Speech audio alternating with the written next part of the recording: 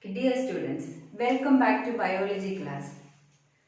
Last class we discussed about structure and working of human heart. Today we are going to discuss about double circulation. So the circulatory system of man is called double circulation as the blood flows through the heart twice in one complete cycle of the body. It involves two circulations.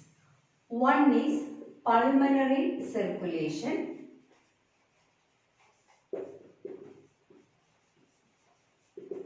and systemic circulation.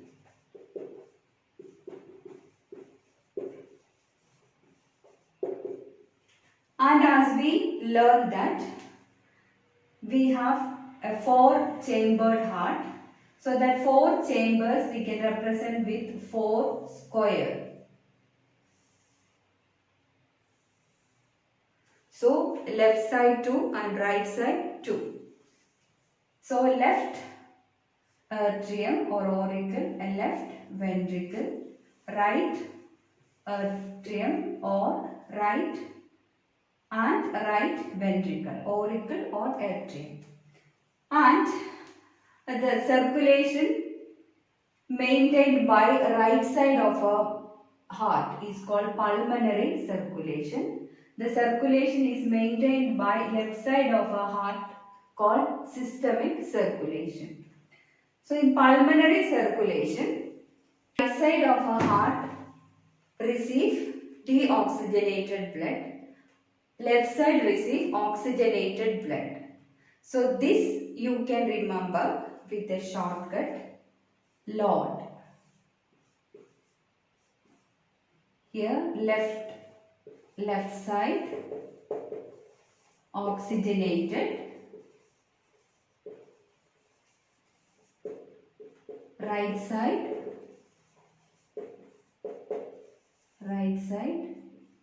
deoxygenated.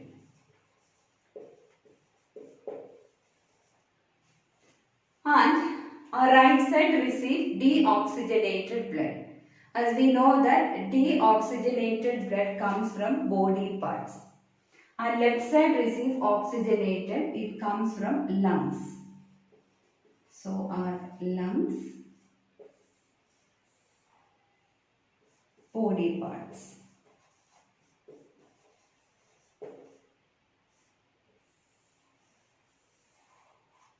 Left side receive oxygenated, right side receive deoxygenated. And pulmonary circulation is maintained by right side of a heart. It begins at right ventricle. So when a right ventricle is filled with deoxygenated blood, it sends blood towards lungs for getting oxygenation. So the vessel which collects blood from right ventricle and sent to lungs called pulmonary artery. So pulmonary artery is a vessel which collects blood from right ventricle and sent towards lungs for oxygenation. Then when blood is oxygenated or the oxygen rich blood comes from lungs through pulmonary vein towards the left atrium. So the vessel which collects oxygenated from lungs and sent towards left atrium is pulmonary vein. Pulmonary vein. So pulmonary artery is a vessel which collects deoxygenated blood from right ventricle towards lungs, and from lungs pulmonary vein collects and sent towards left atrium. So the second circulation is systemic circulation. It is maintained by the left side of a heart.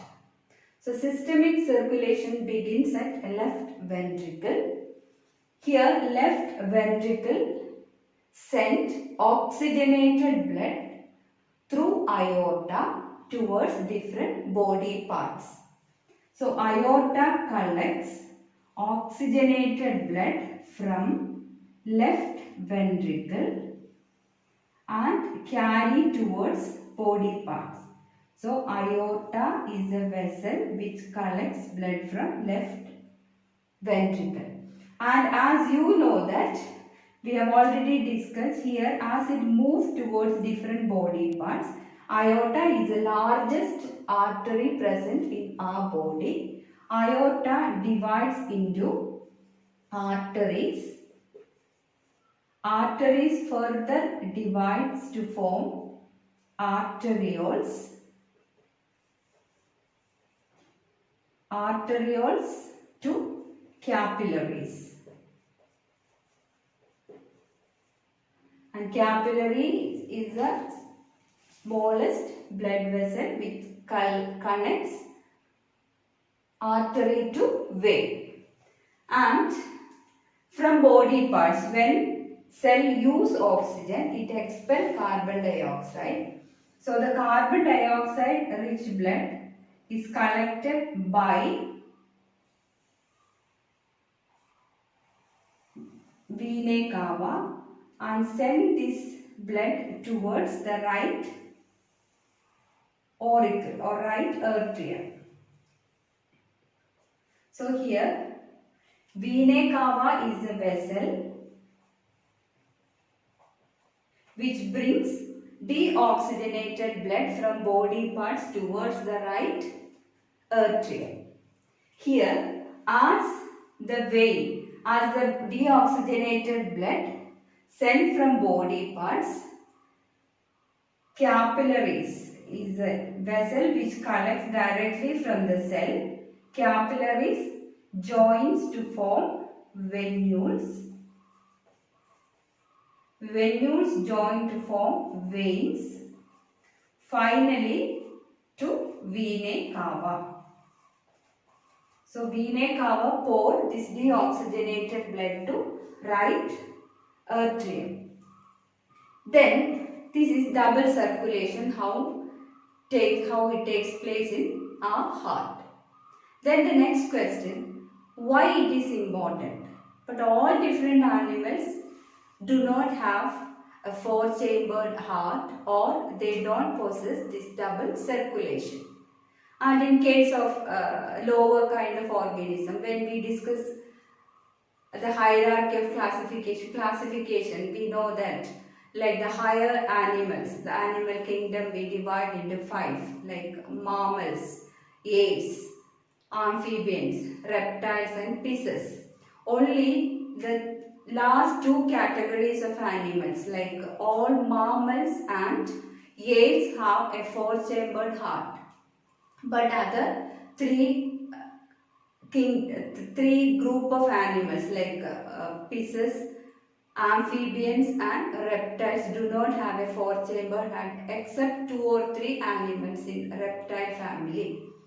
And why we have a 4-chambered heart? All mammals and apes, animal kingdom, are grouped into 2 as warm-blooded animals and cold-blooded animals. So mammals and apes are included in warm-blooded animal, that category. Only they have 4-chambered heart and double circulation too. Here, in the case of warm-blooded animals, to keep or to maintain our body temperature constant, we don't change our body temperature according to the environmental temperature. So we need a lot of energy to maintain our body temperature constant. Warm-blooded animals cannot tolerate the mixing of oxygenated and deoxygenated blood. For example, in fish have only 2-chambered heart. So deoxygenated blood is circulated or pumped from heart to gills. So blood get oxygenated in gills and sent to different body parts. Then in the case of other amphibians or reptiles. They have two auricles and one ventricle. So in auricle they receive oxygenated and deoxygenated blood separate, but it mixed in ventricle. Both oxygenated blood and deoxygenated blood get mixed up in the ventricle.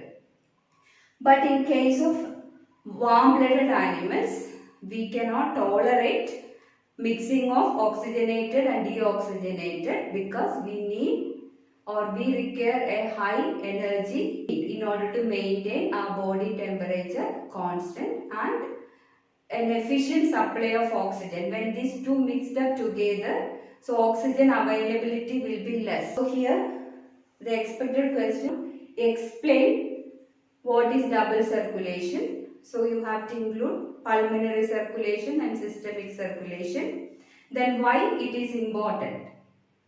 Then in case of warm-blooded animal, they cannot tolerate the mixing of oxygenated and deoxygenated blood because they need more energy to maintain their body temperature constant, or they spend a lot of energy in order to maintain their body temperature constant. Last point is blood pressure.